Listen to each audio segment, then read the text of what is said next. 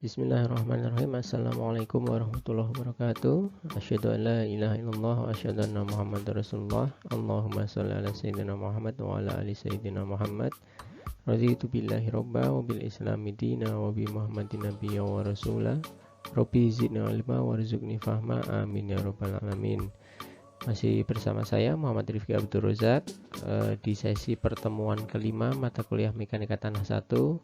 Di pertemuan kali ini kita masuk di bagian keempat, di mana nanti insya Allah akan saya jelaskan lebih mendetail bagaimana menerapkan teori Boussinesky, ya, khususnya untuk menghitung tambahan tegangan akibat beban merata persegi. Jadi jika sebelumnya yang saya sampaikan masih konsep umum, bagaimana formula umum untuk menghitung tambahan tegangan. Nah, nanti di sini akan saya jelaskan lebih detail tentang nanti menghitung tambahan tegangan jika nanti di pusat bangunan, ya, bukan di pojok bangunan, ataupun nanti di luar bangunan tambahan tegangannya. Karena di mana teori Boussinesky itu secara konsep memberikan persamaan bahwa tambahan tegangan itu bisa dihitung dengan formula Boussinesky di pojok bangunan seperti itu. Nah, nanti silahkan disimak bagaimana jika kita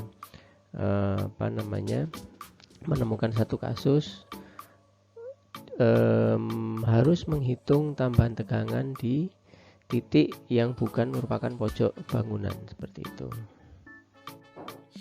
Nah, ini contoh kasus di mana kita diminta untuk menghitung tambahan tegangan di luar bangunan misalnya, ya. Atau mungkin saya beri kasus dulu yang di dalam bangunan, ya. Oke, saya beri contoh kasus untuk yang di dalam bangunan. Misalnya kita punya suatu denah tampak atas, ya, tampak atas luasan bangunan kita adalah A, B, C, D, ya, tampak sampingnya atau tampak tiga dimensinya seperti ini misalnya. Ya, ini bangunan kita, mohon maaf ya, bangunan kita, ya, ini adalah titik A, B, C, D. Nah, dalam kasus di lapangan bisa jadi kita harus menghitung tambahan tegangan di pusat atau di tengah-tengah bangunan ini, ya. Jadi kalau tampak sampingnya misalkan ini A, B, kan sini, ya. Kita harus bisa menghitung di pusat bangunan di tengah-tengah sini berapa. Dalam kedalaman Z misalkan 2 meter, tapi di pusat bangunan. Sedangkan rumusan dari Boussinesky tadi, delta sigma besarnya adalah apa? Q0 dikalikan I. Ini khusus untuk persamaan di pojok-pojok bangunan. Di pojok bangunan di B, ataupun di C, ataupun di A, ataupun di D, gitu kan? Hanya untuk di pojok bangunan ini. Yang punya lebar misalnya di sini adalah 6 kali 4 meter. Nah, karena yang ditanyakan itu ada di tengah bangunan, ya berarti kita harus modifikasi, kita harus kreatif.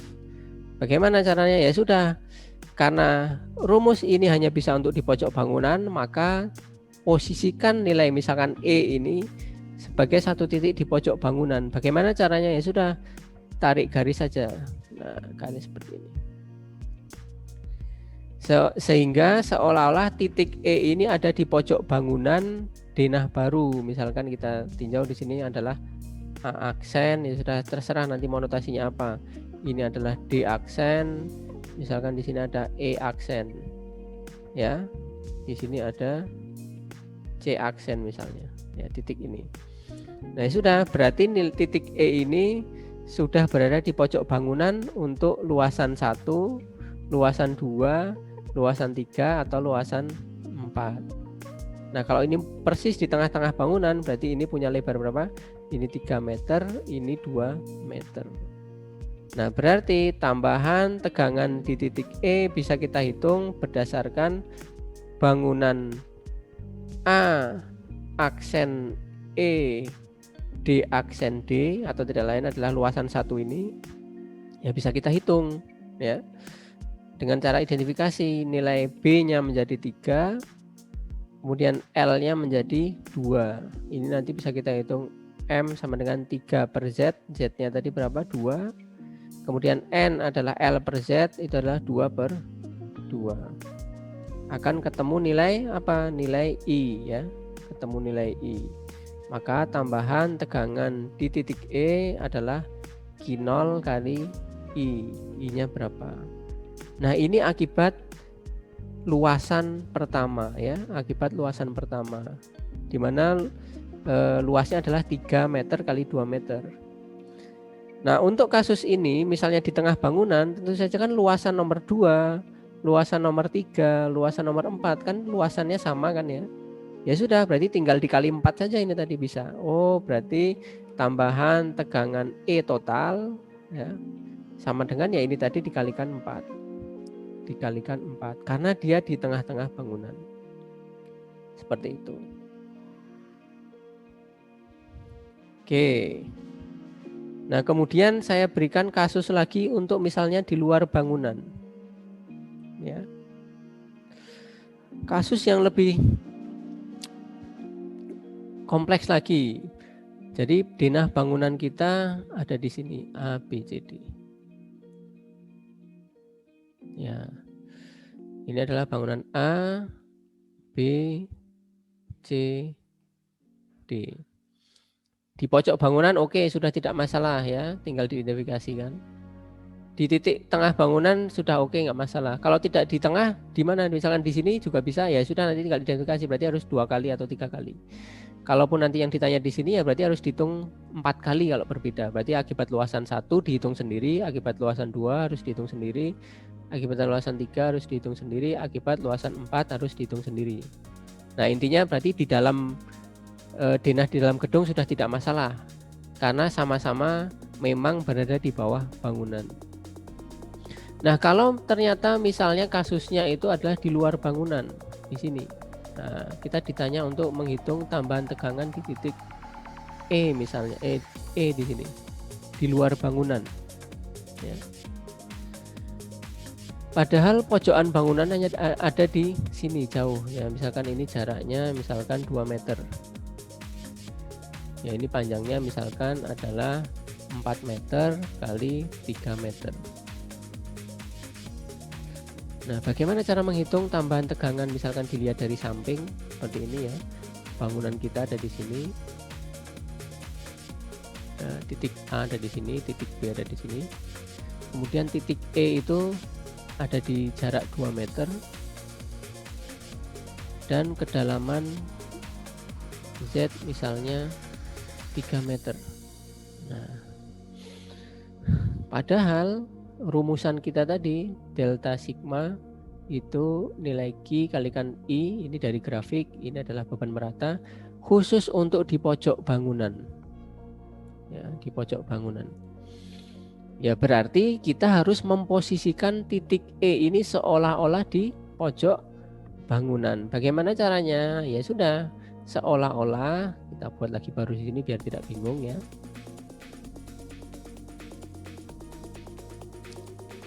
Ini A, B, C, D dengan panjang 4 kali 3 meter.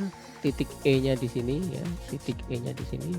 Jaraknya 2 meter ya sudah, buat satu garis yang menunjukkan kira-kira seolah-olah E ini ada di pojok bangunan. Ya sudah, kita bikin garis bantuan baru, ini adalah F. Ini adalah 2, ini berarti kan 3. Nah, dengan begini kita sudah bisa membuat seolah-olah model bahwa titik E ini ada di pojok bangunan. Di sini ada misalkan beban merata Q0 sebesar misalkan 15 ton per meter persegi.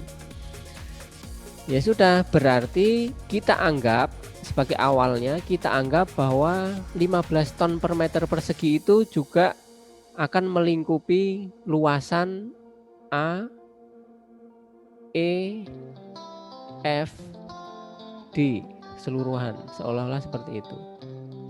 Ya kenapa? Ya karena rumusan kita ini hanya bisa kita gunakan kalau E itu ada di pojok bangunan. Ya, oke, berarti identifikasinya oke, tambahan tegangan di titik E akibat bangunan dengan beban merata 15 ton per meter persegi harus identifikasi. Kita butuh apa tadi? Kita butuh M, kita butuh N untuk mencari nilai I. Ya, di mana M itu adalah B per Z atau sebaliknya N adalah L per Z. Oke, identifikasi. B untuk bangunan apa? Bangunan A, E, F, D. Lebarnya berapa? Lebarnya adalah 4 ditambah 2, berarti 6 meter. 6 meter. Oh, berarti M-nya adalah B per Z ya, adalah 3 per 3, berarti sama dengan 1. 2 ya. Kemudian L-nya berapa? L-nya ini adalah ini 3 meter. 3 meter. Oh, berarti N-nya adalah 3 per 3 atau sama dengan 1. Sehingga dari sini kita bisa mencari nilai apa? Mencari nilai I dari grafik yang tadi. M-nya 2, N-nya 1. Yang M-nya 2. M-nya 2 dari sini. Ya. Oh, mohon maaf, ini N. N-nya 1 di sini ya. M-nya 2. 2 itu ada di atas ya, sekitar sini. Ya. Kita tarik ke atas sampai ketemu N-nya 1. Oh, berarti kira-kira 0,2 sekian. Oh, I-nya ketemu 0,25 misalnya. Oke. Ketemu nilai I-nya 0,25 ya. Sama dengan 0,25. Oh, berarti tambahan tegangan di titik E itu besarnya adalah tadi berapa? Q0 dikalikan I berarti sama dengan 15 dikalikan 0,25.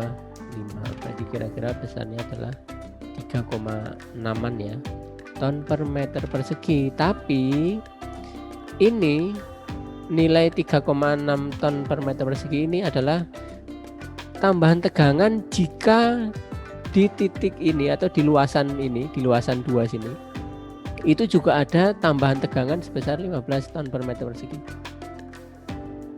Nah, berarti ini masih dummy atau masih maya, masih ada tambahan tegangan yang masuk di sini. Berarti harus dikurangkan sesuatu, Dikurangkannya pakai apa? Ya berarti tidak lain adalah dikurangkan luasan ini sendiri, ya.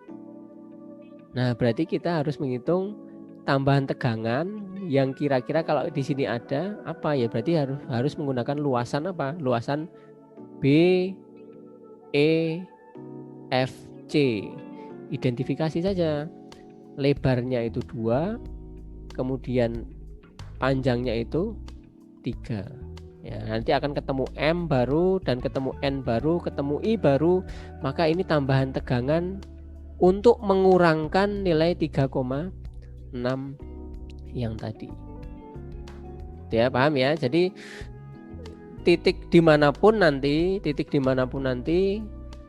seolah-olah dia sebagai bangunan utuh.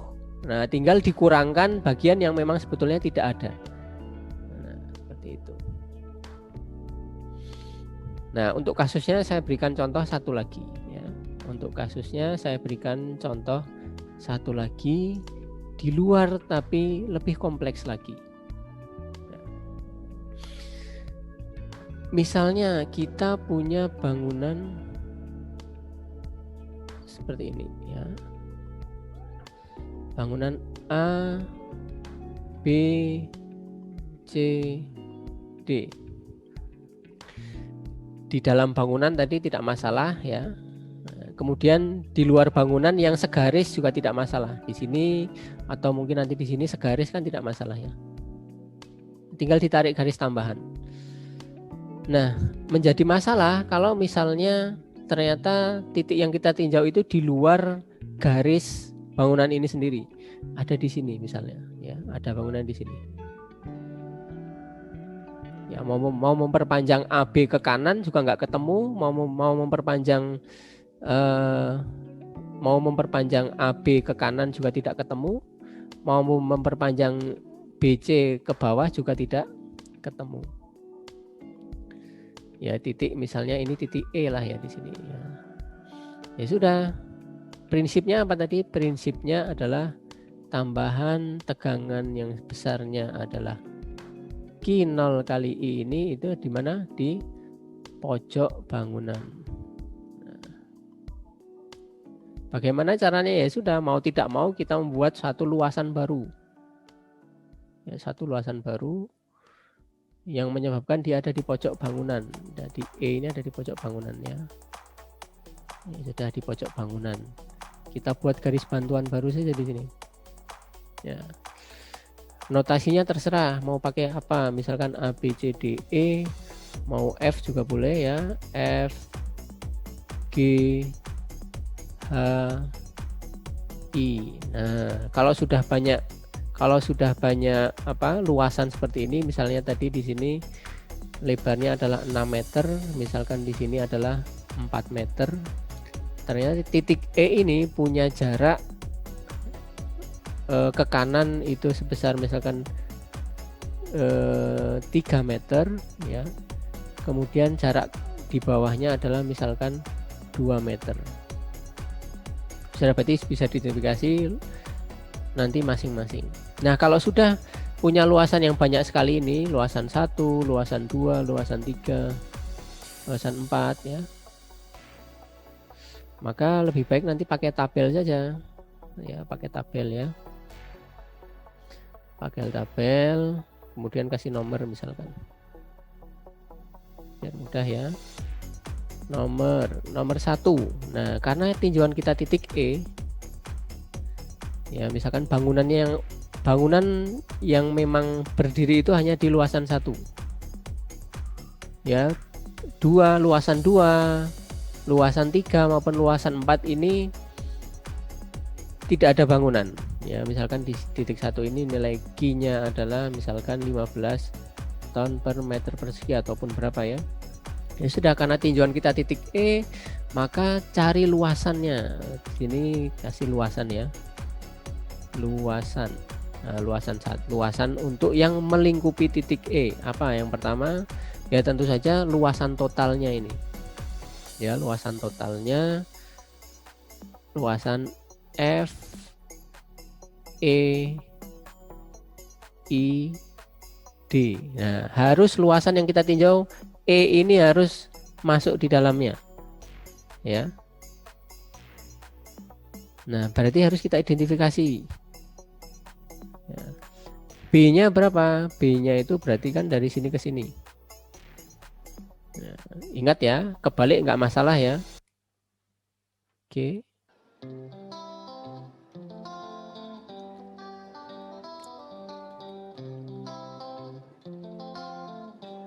Oke, ingat ya, kebalik nggak masalah ya. Nanti antara B dan L. B-nya berapa? B-nya tadi bangunan utamanya atau bangunan aslinya kan 6 meter, sedangkan E punya jarak 3 meter. Oh, berarti B-nya di sini 6 ditambah 3 berarti 9 meter. Nah, dari B kita bisa menghitung apa? Kita bisa menghitung M. Di mana Z, misalkan E yang ditanya berapakah tambahan tegangan di titik E pada kedalaman misalkan 2 meter ya. Sudah, berarti M-nya adalah sama dengan apa tadi? B per Z ya, berarti ini M-nya 4,5. Oke ya, M-nya ketahuan. Kemudian L-nya berapa? Untuk luasan FEID ini ya, berarti luas L, panjang L-nya kan berarti dari sini ke sini berapa? 4 ditambah 2 berarti 6 ya. Ini L-nya berarti ketemu 6 ya. Maka kalau L-nya ketemu 6, kita bisa menghitung N. N itu apa? N itu adalah L per Z. Nah, Z-nya berapa tadi? Z-nya 2. 6 per 2 berarti 3. Oke. Nah, dari M dan dari N kita bisa menghitung apa? Bisa menghitung I. I dari mana? I dari grafik ya. I dari grafik. Nah, ya sudah. M-nya 4,5, N-nya 3 dari grafik sebelumnya tadi. Oke, ini ya. M-nya berapa tadi? 4,5. Ya, berarti 4,5 cari di sini. Ketemulah intinya nanti I-nya berapa ya. Oke, ketahuan I-nya. Ya, I-nya bisa diketahui. Sehingga tambahan tegangannya bisa dihitung. Ini besaran berapa adalah Q0 dikalikan I, bisa ketemu ya. Nilainya berapa? Nilainya positif lah ya. Nah, ini nilai ini itu kan adalah titik E kalau memang luasan 1, 2, 3, dan 4 itu full ada bangunan. Padahal sebenarnya luasan 2 ini tidak ada bangunan, luasan 3 ini tidak ada bangunan, luasan 4 ini tidak ada bangunan. Berarti harus dikurangkan dengan luasan yang kita tinjau itu. Ya berarti kita harus mengurangkan luasan 2, 3, dan 6. Bagaimana caranya? Ya sudah, bikin nomor 2 misalkan. Syaratnya apa? Syaratnya titik E harus di pojok bangunan. Nah, oke, sekarang misalnya luasan yang bawah. Bisanya kita hanya menggabungkan antara luasan 4 dan luasan 3. Ya, luasan 4 dan 3 ini digabung. Kenapa ya? Karena E-nya itu di pojok. Oke, luasan bawah dulu ya. Luasan bawah adalah A, H, E, F ya. A, H, E, F ya, tinggal diidentifikasi saja. B-nya lebarnya berapa? 9 ya, M-nya bisa dihitung 4,5. L-nya berapa? L-nya 2 ya kan, L-nya 2 ini berarti N-nya bisa dihitung, Z-nya 2 berarti ini 1, I-nya bisa dihitung. Oke. Nah, karena ini sebagai pengurang, 3 dan 4 pengurang, berarti nanti delta Q bisa dihitung. Ini nilainya negatif nanti. Ya, negatif tentu bisa dihitung. Saya beri keterangan ya. Ini keterangan. Nanti ini nilainya positif, yang di sini nilai negatif karena sebagai pengurang. Oke, sudah ya. Jadi luasan total sudah, kemudian pengurang bagian bawah sudah. Yang belum berarti mana? Yang belum terkurangi hanya luasan 2 ini saja. Luasan 2 ini belum terkurangi ya. Belum digunakan untuk mengurangi. Nah, oke, nomor 3. Bolehkah kita menggunakan luasan 2 saja? B, H, I, C. Ternyata nggak boleh. Kenapa ya? Karena E tidak ada di pojok bangunan 2 ya. Ya mau tidak mau harus menyertakan E di pojok bangunan. Bagaimana caranya? Ya sudah, luasan 2 dan luasan 3 kita gabung lagi.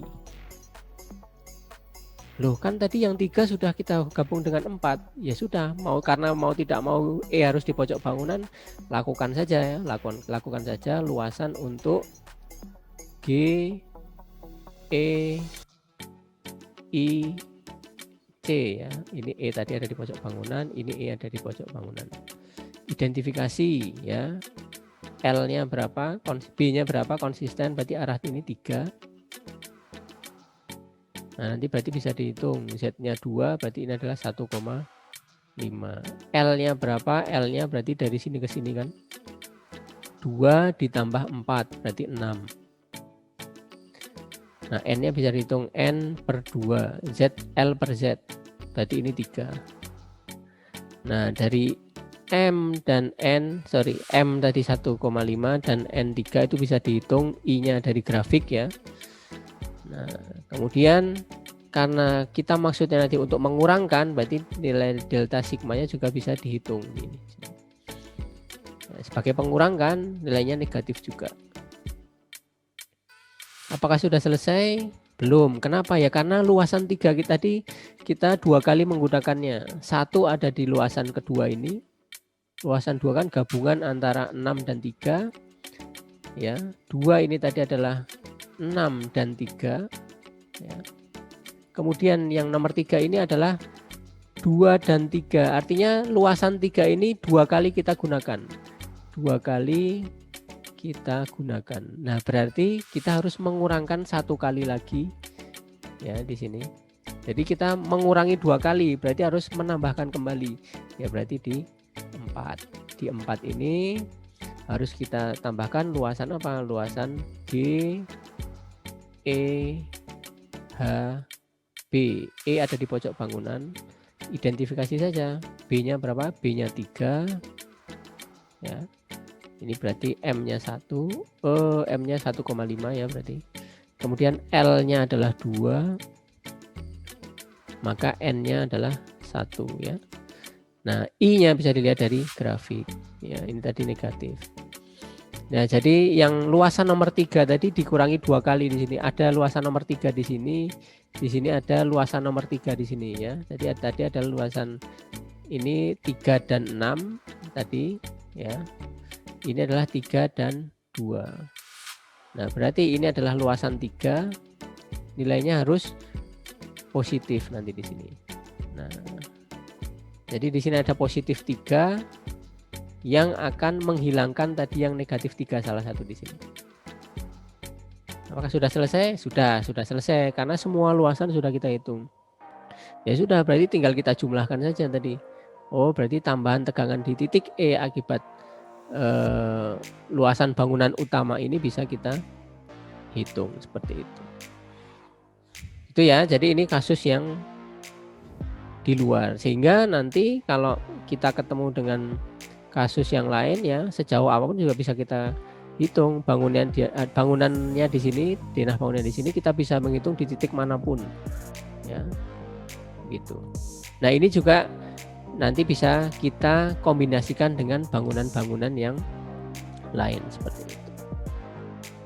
Nah, mudah-mudahan dengan penjelasan yang lebih detail tadi terkait penerapan teori Boussinesq untuk menghitung tambahan tegangan di bawah bangunan, di pojok bangunan ataupun di luar bangunan ya, yang bukan pojok bangunan, bisa memberikan pemahaman yang lebih pada kita semua untuk bisa menerapkan nanti di kasus-kasus yang bisa kita temui di lapangan. Nah, nanti di bagian kelima atau bagian terakhir insya Allah akan saya tambahkan juga contoh kasus ya, yang sebetulnya mungkin serupa dengan contoh kasus yang ada di bagian keempat ini, tapi insya Allah nanti lebih dilengkapi dengan contoh-contoh angka sehingga nanti bisa membantu kita dalam menyelesaikan kasus-kasus di lapangan yang kita temui terkait dengan perhitungan tambahan tegangan akibat beban persegi. Baik, untuk saat ini saya rasa sekian, kurang lebihnya saya mohon maaf. Subhanakallahumma wa bihamdika asyhadu an la ilaha illa anta astaghfiruka wa atubu ilaik. Walhamdulillahirabbil alamin. Wassalamualaikum warahmatullahi wabarakatuh.